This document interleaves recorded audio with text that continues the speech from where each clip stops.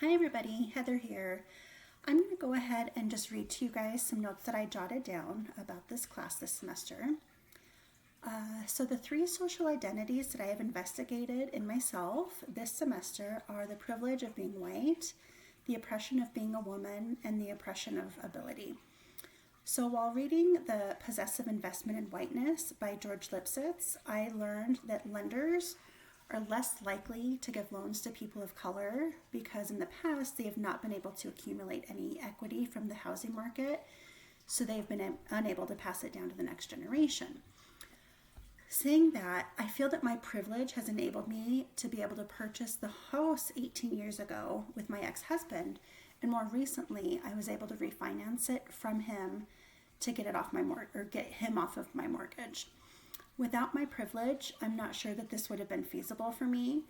So I am lucky and privileged that being born white has led to this systemic advantage for me.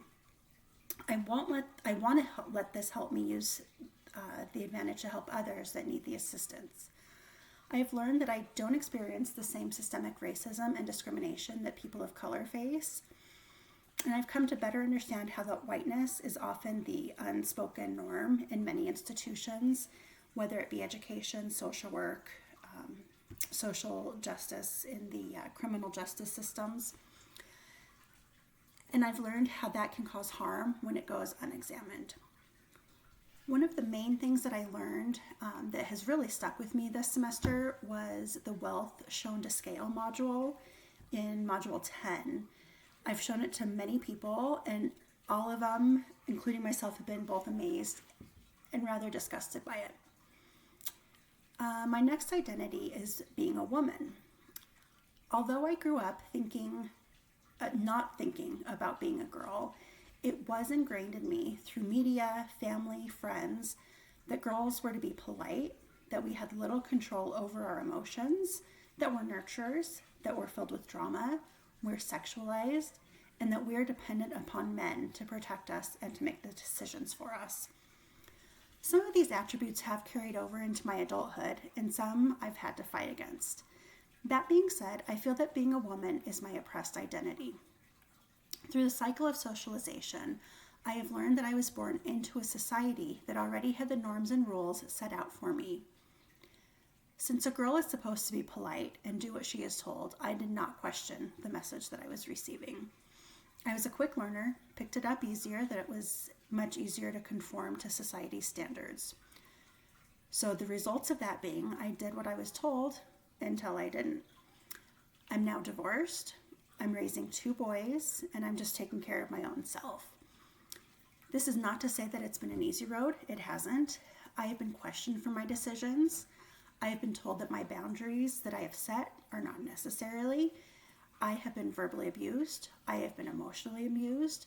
It has taken every ounce of my being to stand up for myself and teach myself that the societal roadmap for being a woman is wrong.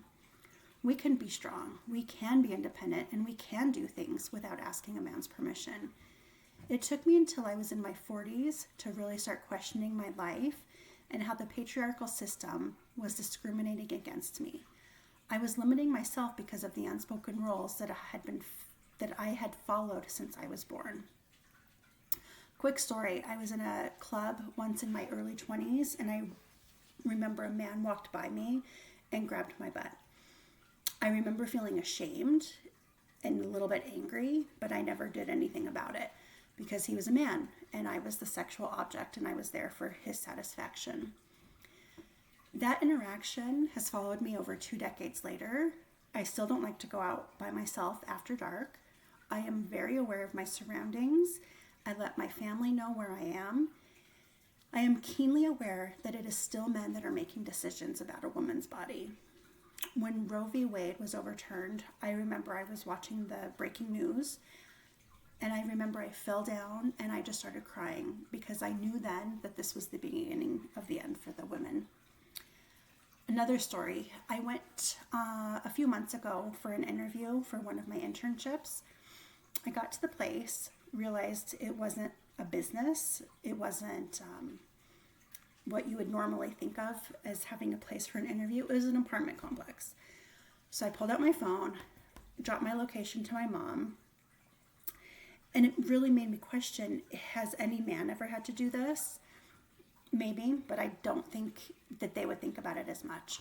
So anyway, I get buzzed in by a man. I go into the apartment, and another man comes out to greet me. I'm now very aware that I am alone with two men, and they sit me down at the kitchen table to begin the interview. I can't focus on the interview because in my mind I'm thinking, oh, I shouldn't have worn these heels. If I have to run in them, I can't. I'm also thinking of the window behind me that leads to a balcony, wondering, is that door locked? How far would the jump be if I have to jump? I was very aware that I also turned down a glass of water that they offered to me because I didn't know if they were going to slip something into it. I have these thoughts every time I am alone with a man. I'm very mindful of how I present myself. I can't look too this way. I can't look too this way. The interview took about an hour, and my mom texted me roughly an hour later to make sure that I'm okay. I had just walked outside, but I still had to get to my car, which was parked 2 blocks away. I wasn't familiar with the neighborhood, so I had to get back to my car before I let her know that I was safe. Basically, being a woman has shaped my experience with both being subtle and over-the-top sexism. I've noticed how often emotional labor is expected from women, especially in helping professions. Think of nursing, teachers, social workers, etc. I have realized how our concerns and needs are minimalized.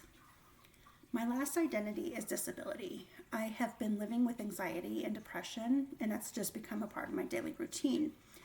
I was able to hide my mental health disorders from people for years. I acted like everything was fine to the people around me, while inside I was struggling to get out of bed. It was hard for me to shower. I didn't want to eat. I didn't want to brush my hair. I hardly brushed my teeth. My room was a mess. I was living in chaos, and I didn't know what to do. I eventually talked to my mom and asked her if she thought if I was depressed and if I should get help. She was very careful with her words, but she told me yes. She thinks I should make an appointment. So long story short, I started taking antidepressants, and I feel like I'm no longer a prisoner in my own body. In the writing by Sonia Renee Taylor, she spoke about self-acceptance and radical love. Even though she thought she spoke about it in a physical sense, I took it to heart as more of an emotional sense. We need to value and honor our bodies and how they impact the values and honor of others. So I started to see that I was not valuing the relationship with myself along with the people around me, especially my kids. They deserved a mom who was happy and had radical self-love. So I did get on medication. I started going back to my therapist, and I also started going to a divorce group to help me process all of those issues. Anyway, being the forever optimist, I want to flip the script. I'm starting to tell myself that what I once looked at as being oppressed, I want to turn it into a privilege. I'm able to afford my medication and my therapy appointments. I'm also able to be an advocate for other women that it's okay to get help, get medication, see your therapist. There should be no stigma. I have become an advocate for helping yourself any way that you can. These invisible disabilities aren't always taken seriously, especially in professional settings. So over the course of this semester, I have learned that I care deeply about equity and justice. I still have areas that I need to learn more about, especially when it comes to understanding others' lived experiences that differ from mine. I realize that I oftentimes avoid discomfort, especially around the hard topics like race, religion, oppression, but I'm learning to sit with that discomfort rather than retreating from it. I realize that the more I'm uncomfortable with something, the greater the change in my own thinking and how I can look at things. This class had helped me see how systemic oppression shows up every day within interactions and institutions, especially, television shows. The main characters often look like me. I'm starting to see the small shifts, but it is something that I had never thought to look at before. The gaps I notice in my learning are my understanding of how systemic racism and intergenerational trauma affect communities of color. I want to understand how prejudice has been ingrained into our policies and everyday living, like housing, education, healthcare. Intergenerational trauma is something that I also want to dive deeper into. I want to understand how the emotional scars are passed down from generation to generation because of the societal injustices like slavery, segregation. I realize that without this understanding, I am limiting myself in who I can fully be to help people in my future. Okay, I'm going to be brutally vulnerable right now and tell you all that I am scared that if I do learn from this and get a firm grasp on it, that the population that I want to help won't accept me because of my skin color. So somebody please help me understand if this is my privilege, my bias, or a legitimate concern. I plan to attend trainings or workshops on anti-racism, cultural humility, trauma-informed care. I have such a passion for mental health, so I definitely want to immerse myself in anything that is available there. I've also printed out the Wheel of Privilege and Oppression so I can help internalize it. I do want to print out the inverted triangle, but I still need to figure that out. Anyway, this course has helped me realize that personal growth is a lifelong process. As a future social worker, I know that I can't do this work without constant self-reflection, humility, and a willingness to learn from others. Thank you all for listening.